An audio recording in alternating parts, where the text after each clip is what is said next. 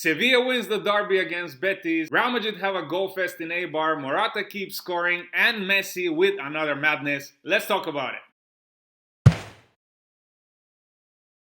Guys, before we start, if you love Spanish football, don't forget, subscribe to my channel. I'm trying to build this channel up and give you more La Liga content. Sevilla didn't disappoint. It was a great game between the two city rivals, with the red and white taking the win and sneaking into the top four of the league. 2-1 the final score, and Sevilla really deserved the win. They were better organized defensively, and going forward, they really dominated the match. Especially the Lucas Ocampos, who scored the first goal and has been having a great season so far, especially in the last few rounds of La Liga. He has 5 goals now, and the Argentine is scoring for his national team as well. He's really dangerous on the wing, really tricky, really powerful. He's able to score goals. The Dutch striker De Jong as well, finally finding his feet and scoring. A great finish by him in the top corner to win the 3 points for Sevilla.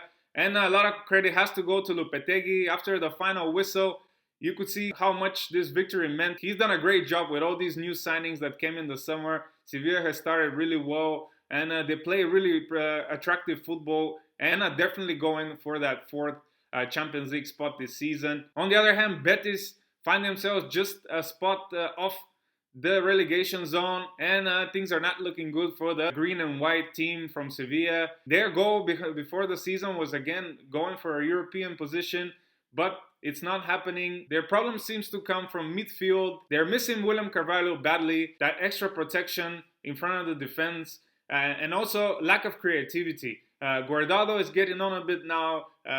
He's suffering from injuries. He's not consistent enough, and they're not supplying their attacking players with enough chances. They're relying on crosses, but unlike Sevilla, they don't really have a system to them. Loren keeps scoring. That's probably the only shining light in Betis so far, but the manager Rubi is starting to feel the pressure, and if they don't turn it around soon, he might be another manager gone in La Liga.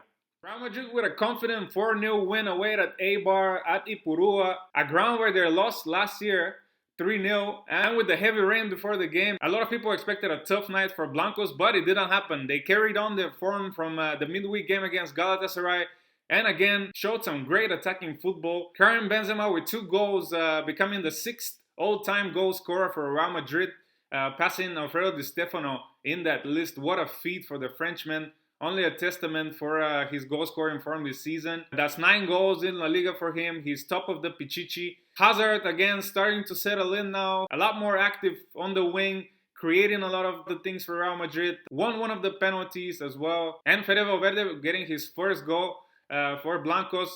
It was him and Modric in midfield with Kroos sitting out this one on the bench. And it seemed to work.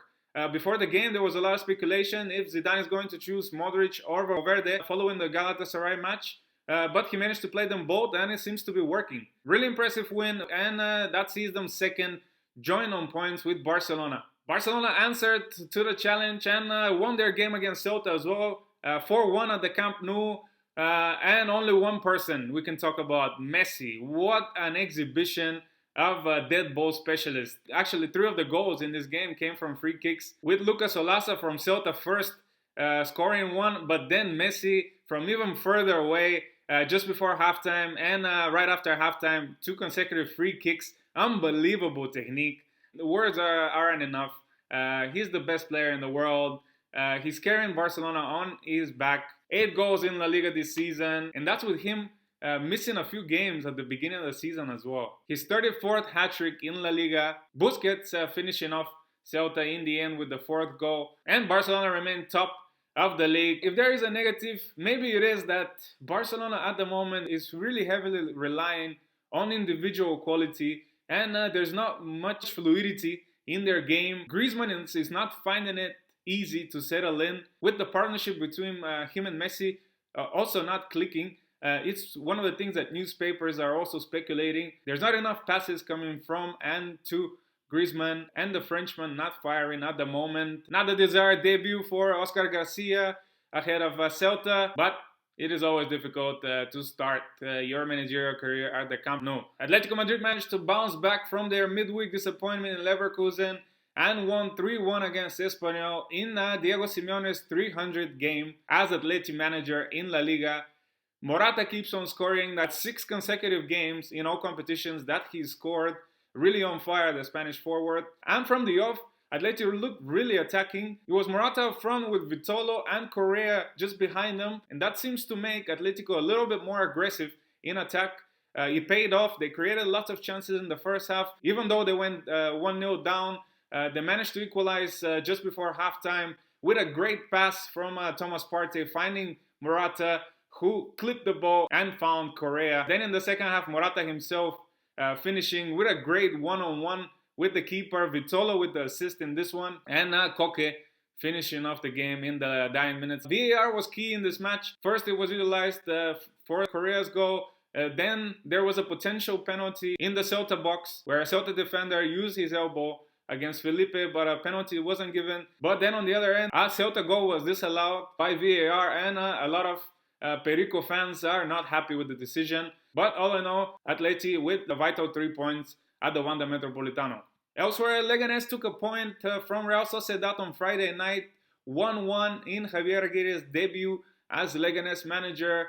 En-Nesyri scoring a late goal to earn a very, very vital point for Pepineros. That's his second goal in a row, but the Moroccan didn't really celebrate after his goal, and that seems to bring a little bit of talk whether or not he's happy at the club. There was offers rejected for him in the summer, and he might feel like he was ready to leave, ready to get his big money transfer to another club. But everyone at Leganés will hope that he bucks up his ideas and keeps his goal-scoring form in order to save his team in La Liga. Despite the draw, Real Sociedad are still 5th, just 2 points off the top of the league. Valencia continued to climb up the table after a 2-0 win at home against Granada. Ferran Torres with another man-of-the-match performance after excelling midweek against Lille in the Champions League. Again, the young Spanish international impressing at Mestalla. Mallorca won at San Mos 3-1 against Villarreal.